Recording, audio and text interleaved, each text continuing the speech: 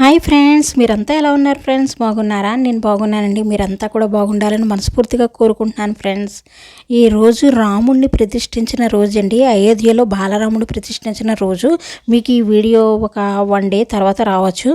ఈ వీడియో చేయడానికి రీజన్ ఏంటంటే చాలామందికి తెలిసే ఉంటుంది. ఎవరైనా తెలియకపోతే ఈ కుంభమేళా జరుగుతుంది కదండి. ఈ కుంభమేళా జరుగుతున్న రోజుల్లో ఏదో ఒక రోజు శ్రీరామచంద్రుని పూజించుకుని ఇంటి ముందు దీపాలు అవి వెలిగించుకుంటే ఆ పాజిటివ్ ఎనర్జీ అనేది చాలా బాగుంటుందంట. అలాగే కుంభమేళా జరుగుతున్నందువల్ల అక్కడ ఉండే ఎనర్జీస్ కూడా మనలో కూడా ఉంటాయండి. దానివల్ల మన ఇంటిల్లిపాది కూడా చక్కగా ఉండగలుగుతాము, అలాగే హెల్తీగా ఉండగలుగుతాము.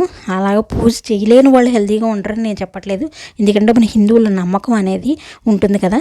ఉదయం అయితే టిఫిన్ చేయడానికైతే గారెలు వేసానండి. కొంచెం మినపప్పు రుబ్బిన పిండి పక్కన పెట్టుకుంటాను నేను ఎప్పుడూ, ఫ్రిడ్జ్లో పక్కన పెట్టుకుని నెక్స్ట్ డే మార్నింగ్ కొంచెం ఉప్మా రవ్వ కలిపి నేను గారెలు అనేది వేస్తానండి. డైరెక్ట్గా అయితే వేయను, ఉల్లిపాయ పచ్చిమిరపకాయ వేసి గారెలు వేసాను. దీంట్లోకి చట్నీ, కొంచెం కొబ్బరి చట్నీ ఉంది, ఆ చట్నీ వేసుకొని తింటారని నేను రైస్ అయితే ఉడికించేసుకున్నాను ఫ్రెండ్స్. సాయంత్రం అయితే పూజ చేద్దాం అనుకుంటున్నాను. ఉదయం పూజ మాకు ఎప్పుడు ఉండేదే. ఉదయం కంపల్సరీ దీపారాధన చేస్తూ ఉంటాను కదా, సాయంత్రం పూజ చేయడం కోసమని ప్రిపేర్ అయ్యాను. అలాగే దేవునికి ఉదయం కుట్టిన కొబ్బరికాయ ఉంటే దాంతో కొబ్బరి నువ్వులు కలిపి బర్ఫీ చేశానండి. చాలా టేస్ట్గా ఉంటుంది. ఎవరైతే ఎముకలు కొంచెం గుల్లబారినవి లేదా రక్తహీనత బాగా ఎక్కువగా ఉంది అలాంటి వాళ్ళు కనుక ఇలాగ బర్ఫీ చేసుకుంటే చాలా బాగుంటుంది. కొబ్బరికాయ పచ్చడి చేశాను నేను. ఒక చెక్క కొబ్బరికాయ కంపల్సరీ లేతగా ఉంటే పచ్చడి చేస్తానండి. అలాగే కొత్తిమీర టమాటా పచ్చడి కూడా చేశాను. ఇది దోశల్లో బాగుంటుందనే ఉద్దేశంతో రైస్లో కూడా బాగుంటుంది. కొబ్బరి బర్ఫీ అనేది చాలా ఈజీగా చేసేసుకోవచ్చండి. నేనైతే 2 చెక్కలు తురుముకుని పక్కన పెట్టుకున్నాను. అలాగే ఒక పావు కేజీకి తక్కువలో కొంచెం ముక్క తీసేసానండి. నేను బెల్లం అనేది వేసుకుని కొంచెం తీగ భాగం మీద కొంచెం వచ్చిన తర్వాత ఈ నువ్వులు కూడా వేపుకొని కొబ్బరి నువ్వులు కలిపి ఇలాగ మనం బర్ఫీ కింద తయారు చేసుకోవడమే. వీటిని మనకి ఏ షేప్ కావాలంటే ఆ షేప్లో కట్ చేసుకోవచ్చు. వీటిని తినడం వల్ల పిల్లలు పెద్దలు అందరూ కూడా హెల్తీగా ఉంటారు. ఎవరైతే పిల్లలు కొంచెం నీరసంగా ఉన్నారో, కాళ్ళు చేతులు బాగా లాగడం కానీ, లేదంటే కొంచెం గుండెల్లో తడగా ఉన్న అట్లు అనిపించినా, లేదంటే రక్తహీనత బాగా ఉన్న అలాంటి వాళ్ళు ఎదిగే పిల్లలకి ఇది చాలా మంచిదండి. కనీసం వారంలో ఒకసారో లేదంటే 10 డేస్కి ఒకసారైనా ఇలా చేసి పెట్టడం వల్ల డైరెక్ట్ నువ్వులు అనేది మనం ఎక్కువగా వేస్తాం కనుక పిల్లలకి చాలా మంచిది, పెద్దవాళ్ళకి కూడా మంచిదండి.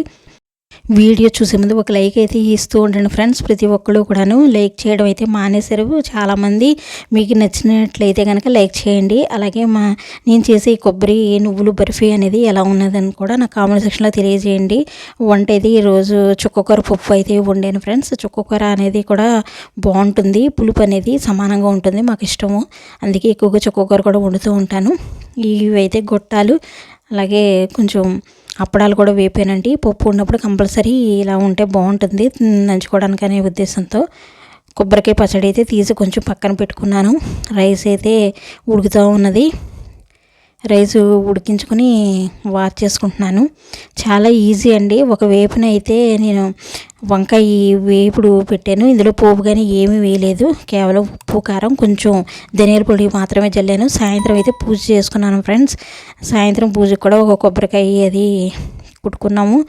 సింపుల్గానే స్వామివారి పూజ అనేది చేసుకున్నామండి. దీపారాధన ఎప్పుడు నిత్య దీపారాధన చేయడంతో పాటు అలాగే స్వామివారికి, అలాగే ఆంజనేయ స్వామి ఉంటారు కనుక కంపల్సరీ నిమ్మకాయలు అవి కూడా పెడుతూ ఉంటాను. నేను ఎప్పుడూ పెట్టి పూజ అనేది చేసుకుంటూ ఉంటాను. ఆ నిమ్మకాయలు ఇంటి ముందు కడుతూ ఉంటానండి. ఆ తోమలపక్కల నెక్స్ట్ డే కూడా ఒక కవర్లో వేసి కడతాను, దానివల్ల మంచిదని చెప్పి ఈ స్వామివారిని అయితే అష్టోత్తరం అది చదువుకుని స్వామివారిని పూజించుకున్నాము. ఆ రోజు నైటే తులసి మాత దగ్గర అంటే తులసమ్మ దగ్గర కూడా దీపారాధన చేసి ఒక 5 దీపాలు అయితే వెలిగించుకున్నానండి. ఇంటి ముందు 2 దీపాలు పెట్టుకుని ఒక 3 దీపాలు ఇంటి ఎదురుగుండా పెట్టుకుని దీపలక్ష్మణ్కి నమస్కరించుకొని స్వామివారిని ఆ బాలరాముడిని స్మరించుకుని పూజ అనేది చేసుకున్నాము.